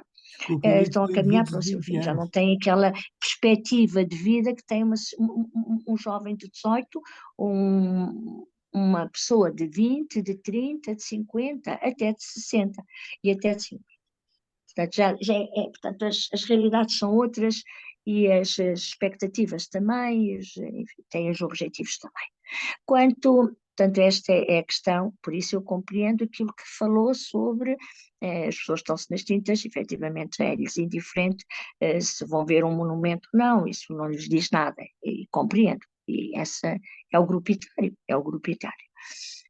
Em Portugal, os turistas que nos procuram, de maneira geral, são turistas são mais jovens, são aqueles que circulam, não é? Quanto à questão aqui colocada, agora voltando, não sei se respondi à sua questão, Nuno, quanto à questão do Zeferino Boal. Aliás, são várias as questões. A questão do Zeferino Boal sobre a associação, eu vou-lhe ler os objetivos e atribuições da associação, no artigo 6º, ponto 1, a identificação, competia à associação, compete a identificação, investigação, a defesa, a proteção, a conservação, restauro, reabilitação, revivificação, valorização, divulgação, gestão do património arqueológico, arquitetónico, urbanístico, compreendendo também a sua envolvente, bem como o património intangível associado, não é? Enfim, nomeadamente de várias outras aldeias, e até falámos das aldeias seculares de Portugal. Criar e copiar só ou em colaboração com entidades públicas, são ponto 2, ou privadas, nacionais e internacionais e outras associações de defesa e proteção do património, todas as medidas de gestão, salvaguarda, dinamização, revivificação e por diante. Contribuir para o estudo e solução de problemas de urbanismo e contenção em áreas envolventes, promover ações de formação, só ou em colaboração para a defesa e salvaguarda do património cultural, criar por todos os meios ao alcance correntes de opinião pública que reforcem a ação coletiva da associação, dar o seu parecer quando solicitado, contribuir para uma política integrada da exploração dos recursos patrimoniais, promover a divulgação e preservação do património pelos meios que entender mais convenientes, proporcionar, já estamos no artigo 9º, proporcionar através do estabelecimento de parcerias com entidades nacionais ou internacionais, uma formação no âmbito de conservação, restauro, gestão, revivificação do património e procurar, ponto 10, último, procurar obter recursos financeiros através de donativos e tal. Esta questão do 10º não foi aplicado, nem é aplicado, precisamente porque nós damos preferência aos apoios logísticos. os apoios financeiros não privilegiamos no momento, eu não privilegio, futuramente com certeza que o farão. Portanto, espero ter respondido e nós fizemos. Fizemos através da revivificação, a promoção, da sensibilização para o património, porque sempre que nós organizamos atividades com as câmaras, com organizações não governamentais, e essas atividades compreendem sempre o património material, o gastronómico, os costumes, as lendas, os cantos, a música, o património edificado, visitamos os locais, a formação também é contemplada, nós fizemos ações de formação, nomeadamente no Alandroal, fizemos em São João da Pesqueira, em outros lados, fizemos ações de formação dirigidas para o património e sensibilização, sempre sensibilização da população. Sempre sensibilizando a população, envolvendo a população. Quando entramos associamos-nos a alguma junta de freguesia ou Câmara Municipal, nós agregamos sempre a organizações não governamentais locais, o Páraco, por exemplo, também entra, os escuteiros, a Misericórdia, não é? Portanto, todas as forças vivas, todos os representantes da comunidade, aqueles que estão em movimento, todos aqueles que estão, enfim, a trabalhar para a comunidade, são envolvidos. Todos eles fazem parte da associação. Por isso mesmo é que esta associação tem uma diferença relativamente aos outros. É efetivamente porque congrega todas estas entidades, estas parcerias, estabelece parcerias com todas estas entidades. Estas entidades convidam-nos muitas vezes para conferências, organizamos exposições, fazemos exposições em vários locais, fizemos em São Vicente da Beira, fazemos exposições em muitos locais, apoiamos outras exposições, eu estou-me a lembrar de exposições sobre o património que está em ruína, da Ruinarte do Gastão Brito e Silva, dos projetos do Gastão Brito e Silva, fazemos conferências, apoiamos, divulgamos, fazemos aquilo que dentro das nossas possibilidades, enfim, está dentro dos nossos âmbitos, objetivos, atribuições e também dentro das nossas possibilidades, enfim, aquilo que nos... E quando assim é, fazemos, porque às vezes tentamos nos impor, mas muitas vezes somos solicitados, porque chegamos à conclusão que não nos podemos impor, não podemos impingir nada, impor-nos, porque sobretudo nas localidades durante muitas décadas, desde 25 de Abril, para falar claro, desde 25 de Abril estas localidades começaram a viver isoladas. Portanto, os presidentes das câmaras são sempre eleitos por um partido, e, portanto, eles têm o apoio do partido. Se o partido está no governo, não tem apoio nenhum se ele não está. Portanto, eles acabam por, como há o fenómeno do desaparecimento da agricultura, da pesca, a agricultura, as empresas, portanto, porque há sempre aquelas empresas que poderiam fazer a transformação, enfim, agrícola, dos produtos agrícolas, tudo isso desaparece, e quando desaparecem as empresas, desaparece também, desaparece a assistência médica, desaparecem os bancos, os CTTs, desaparece tudo. E então as pessoas começam a apoiarem-se aonde? Onde é que vão encontrar emprego? Quem é o principal empregador? As câmaras municipais. E as câmaras municipais recorrem a quem? Aos partidos que os puseram lá e que servem. As pessoas são indigitadas pelos partidos, não são indigitadas pela população. As pessoas votam naquela pessoa, mas são indigitadas pelos partidos, cada vez mais. E, portanto, se os partidos estão no poder, elas têm o poder, têm facilidades. Se não estão, e acontece muitas vezes não estão, as câmaras têm que se virar para si próprias, para dentro de si mesmas. Portanto, as comunidades acabam por ficar a viver, cristalizam, acabam por ficar a viver sós. Porquê? Porque este Ministério do Património Cultural, não é, que não existe, deveria estabelecer estes pontos de contacto, e durante décadas estes pontos de contacto foram perdidos. E quando se perdem estes pontos de contacto, as referências que a própria comunidade Isto já para não falar das câmaras municipais, que são os seus representantes, enfim, públicos, e com poder, e discricionário, poder discricionário. O que acontece é que esta gente acaba por se sentir natural, não de um país, mas de um canto, de um local, não é? De um territóriozito. Esta visão abrangente, esta visão alargada de um país está-se a perder. Está-se a perder. Precisamente porquê? Porque o divórcio, este destruir de pontes que existiram na Segunda República, com o 25 de Abril, aprofundaram-se, com a continuidade, não é? Aprofundaram-se e as câmaras, as entidades acabaram por viver e as comunidades fechadas sobre si mesmas. E, portanto, como vivem fechadas sobre si próprias, torna-se muito complicado pensar em desenvolvimento, ou nós, como associação, podermos lá chegar a dizer, nós gostaríamos que, aliás, eu emprego muito a palavra gostaria de, porque não quero ferir suscetibilidades, mas em geral eu faço. Acho importante isto, então veja bem, em São Vicente da Beira, vou-lhe dar um exemplo, não é? Da incapacidade, às vezes, da frustração, não é?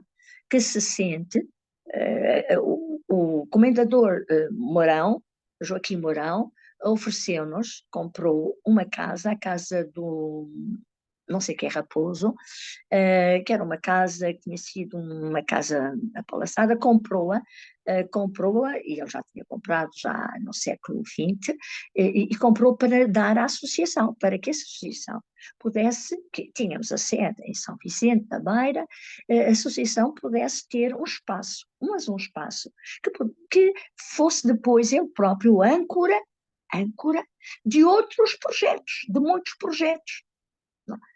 projetos. Bom, o presidente da Junta de Freguesia, na altura, deu-nos o apoio, o Mourão foi-se embora, desapareceu, porque saiu, já que tinha terminado as funções, o novo presidente decidiu fazer o próprio projeto que entendeu. Eu tive várias reuniões com ele, levei-lhe um projeto de chaves na mão, a dizer o que tinha que ser feito para desenvolver toda a região, de Castelo Branco e toda aquela região de São Vicente, Alcaíns e aí por diante, e levei-lhe o projeto, ficaram com o projeto, acho que meteram o projeto para conseguir os dinheiros públicos, conseguiram, e comunitários, conseguiram, eventualmente terão conseguido, não faço ideia, não me foi dado depois conhecimento do assunto, e, entretanto, o que era o nosso representante passou a presidente, a provedor da Misericórdia, e começou a pensar que aquela casa dava mais jeito para meter lá. Eu bem que lhe dizia que não, porque criar um museu, o museu não é âncora para nada. Não há os museus não servem de desenvolver para nada, não desenvolve nada, um museu não desenvolve nada, muito menos um museu temático. E, portanto, enfim, um religioso, ainda por cima, porque os temáticos têm sempre a tendência depois para apenas alcançam um determinado tipo de público e acabam por reduzir. E então tiraram o percurso que era um roteiro dentro da aldeia, um percurso que tinha vários pontos de visita para obras de arte que estavam contextualizadas, retiraram tudo e fizeram recuperação do edifício, meteram lá tudo ali com a conivência do indivíduo, do provedor, aliás, foi ele que andava a fazer este, e depois hoje em dia está fechado, aquilo está fechado, não tem interesse nenhum, ninguém visita aquilo, não é? Nem o museu, nem sequer a aldeia, porque perdeu o interesse, perdeu o percurso, perdeu as valências, perdeu tudo.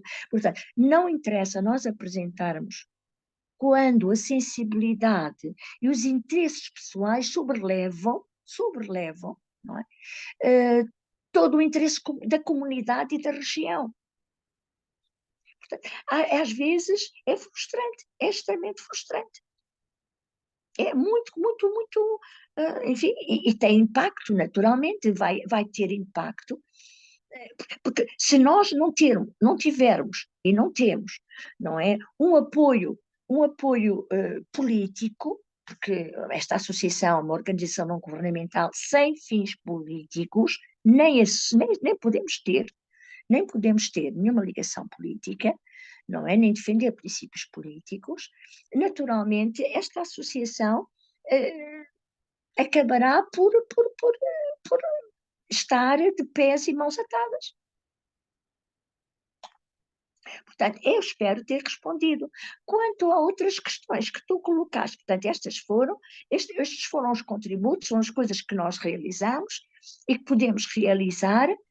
Portanto, esta associação a crescer no futuro vai ter que ser com um grupo e provavelmente vão estar envolvidas câmaras municipais, que agora não estão, e câmaras municipais que espero que se deem bem, porque nós vemos que todos os projetos que metem câmaras municipais, várias entidades, estão sempre destinados ao fracasso, porque não é só pela sensibilidade, por questões políticas, mas também pela sensibilidade ou falta dela de muitos desses representantes. Infelizmente.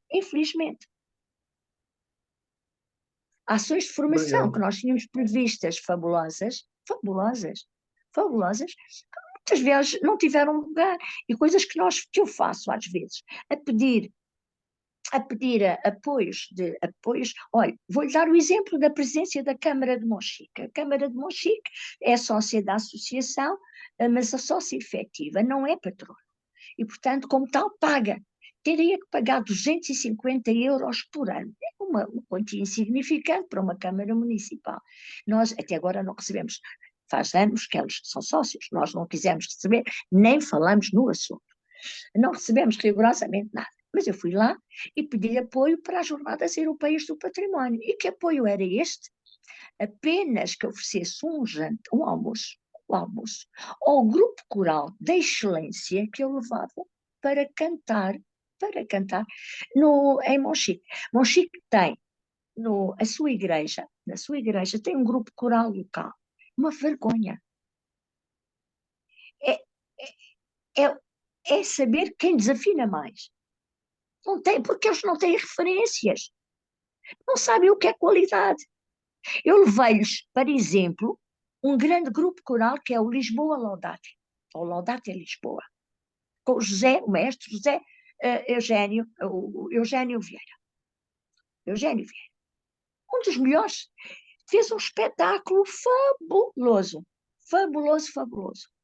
A Câmara Municipal, com um aviso de 1 mês e meio a 2 meses, não deu rigorosamente nada e retirou todo o apoio, nem a divulgação fez. Nem divulgação. No seu site, que é obrigada, porque pertence à HP, é obrigada a fazer a divulgação. Não fez sequer a divulgação. A Junta de Freguesia, coitado do presidente da Junta de Freguesia de Monchique, desdobrou-se para oferecer o almoço, mas foi oferecido a meias por mim, pela minha irmã, portanto, cada uma, somos 3, acabámos por arcar com as despesas. A Câmara Municipal não fez. No entanto, pôs à disposição para uma pessoa que ia fazer de uma outra, que nem pertencia a uma organização, tenham assim um grupo de amigos, não é? Pôs à disposição tudo o que eles precisassem. Almoços, tudo que fizessem. Mas era um grupo de amigos, porquê? Este indivíduo tinha sido e era casado com uma deputada do Partido Socialista. Portanto, era interessante. Portanto, são tudo situações. Não é? Eu não sei se realizaram agora a visita ou se não realizaram, ficou a visita marcada para as calendas. Não faço ideia. Adiada para as calendas. Mas, efetivamente, para nós, eles são nossos sócios, devem-nos dinheiro, nem sequer o almoço ofereceram para 40 pessoas. Não era preciso muito, caramba, nós não gastámos tanto assim. Portanto, isso é só para mostrar que o grande problema é estas câmaras terem acabado por serem pequenos potentados, com poder discricionário, e, portanto, elas não estão, no momento, a servir interesses nenhums a não ser os próprios, nem das comunidades. As pessoas que assistiram ao concerto na igreja ficaram encantadas, as naturais, os do grupo coral também, encantadas, nunca tinham ouvido uma coisa assim. Além, claro, dos folclores, não tinham ouvido nunca nada assim. E nós não vamos música erudita por aí além, porque eu tenho sempre cuidado de escolher peças que são, e depois que acabam todos por cantar toda a gente tem uma folha de sala que é distribuída pelos bancos ou pelas cadeiras, e depois termina sempre a cantar uma música que toda a gente conhece. Mas não é propriamente uma música de folclore, nem assim, mas são músicas que as pessoas têm no ouvido, podem repetir o refrão, são músicas clássicas, mas de grande qualidade, muitíssimo bem cantadas, mas que ficam no ouvido, que as pessoas com as quais se identificam, nada de extraordinário, erudito, nada assim uma coisa extraordinária, não.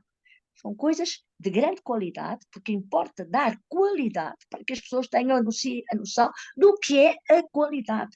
Quando se faz uma exposição, como eu já assisti, no Centro Cultural no centro de Colombo, não é? Uma exposição, por acaso até era de um museu muito conhecido, não interessa dizer, num museu muito conhecido, eu chamo uma vergonha aquela exposição.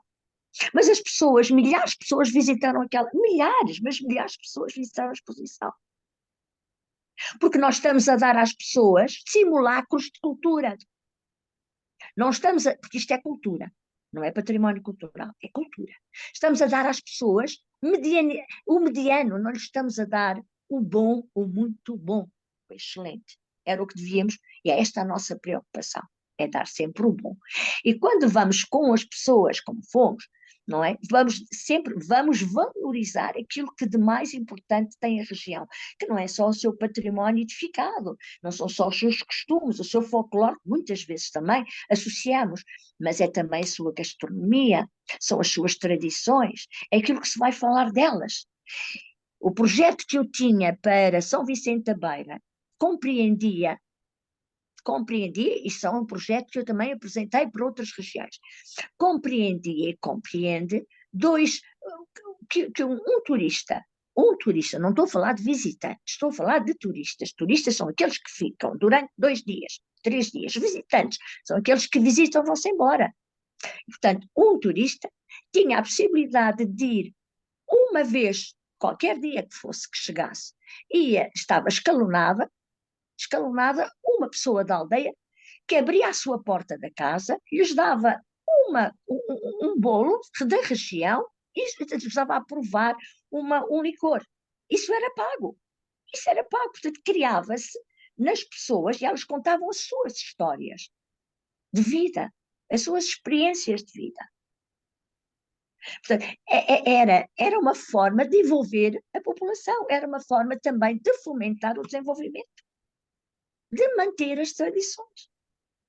Portanto, há todo um projeto e há projetos que isto não são considerados. Por isso é que as aldeias históricas, a AHP, nestes casos, as aldeias históricas das 12 aldeias deram no que dão. Porque não têm uma estratégia. A minha estratégia, a nossa estratégia foi esta. E tem muito mais completo que isto, porque agora não vou explicar qual é a estratégia. Mas, efetivamente, esta é uma razão, é uma ligação às comunidades. É uma ligação. Portanto, a nossa dificuldade é a relação que se estabelece com o poder local. É grande dificuldade com todos eles. Com todos eles. De norte a sul, todos olham para as pessoas. Então a mim chegaram-me a dizer, mas você não é vicentina. Portanto, eu já não sou portuguesa. Eles não são portugueses, eles são vicentinos. São João da Pesqueira, já não são de São João, não são portugueses, são de São João da Pesqueira. E aí por diante. À medida que se cristalizam os poderes locais, criam os seus próprios pequenos redutos, os mundos, as suas influências. Por isso é um erro brutal. Brutal, só quem não conhece e faz os desenhos e estabelece as coisas em gabinete é que pode ter engendrado o desaparecimento da DGPC e a criação das CCDRs com IPs isto é um disparate completo e as suas ligações com as câmaras, isto é um disparate completo. Só mesmo os ignorantes, com a ignorância em Portugal vai-se comprometer o seu futuro, mais agora do que estava. Portanto, quando diz que eu estou a traçar um futuro cinzento de Portugal, não é cinzento, meus amigos, não é cinzento, é um futuro real. Ou nós respondemos com o novo governo, nós respondemos a este desafio, e nós que estamos aqui a pensar, não é? As nossas ideias, os nossos sentidos e, sobretudo, os conhecimentos, e a dividir e a partilhar, temos a obrigação de fazer passar esta mensagem. Porque isto também foi um estudo que foi feito por uma aluna do Instituto, nós temos o Politécnico de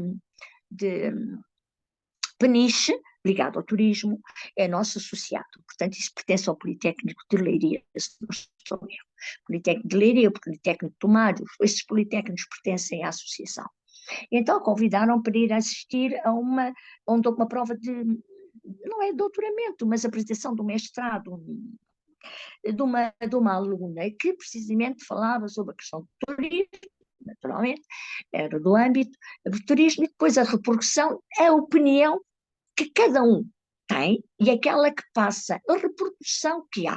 Então ela dizia, dos estudos que tinha feito e daquilo que tinha lido e tinha cimentado com os estudos, que cada um de nós tem influência a passar as mensagens,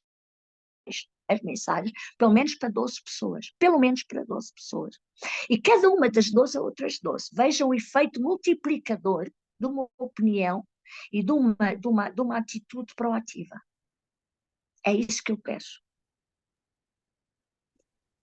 Isabel, nós aqui temos conseguido multiplicar não só pelas nossas conversas aqui virtuais, mas também por aquilo que fica publicado no YouTube, e certamente vamos multiplicar por muitos mais a mensagem e estas reflexões. Nós já estamos mais ou menos em tempo de prolongamento para aquilo que, de norma geral, procuramos fazê-lo. Acho que ficaram aqui algumas questões pertinentes nesta área para serem refletidas. Agradecer a toda a disponibilidade, agradecer a presença de todos e certamente são temas que não perdem a atualidade. Elogiar, apesar de largar em breve o ciclo da associação, mas o conhecimento... Eu lanço um repto antes do fim. Se alguém quiser pertencer à associação e ajudar a pôr em pé este projeto e continuar a pôr, eu aceito, de braços abertos. Muito bem. Bem, dos 30 mil, mais um que possam aparecer. Agradecer a tua disponibilidade e essas reflexões ficam aqui. Nós na próxima semana teremos, se tudo correr bem, uma apresentação de um projeto associativo jovem. Portanto, a partir de tudo aponta que assim aconteça. E, portanto, como se diz em Angola, estão aqui alguns angolanos, estamos juntos. Eu dei aulas de formação para lideranças angolana. Eu sei.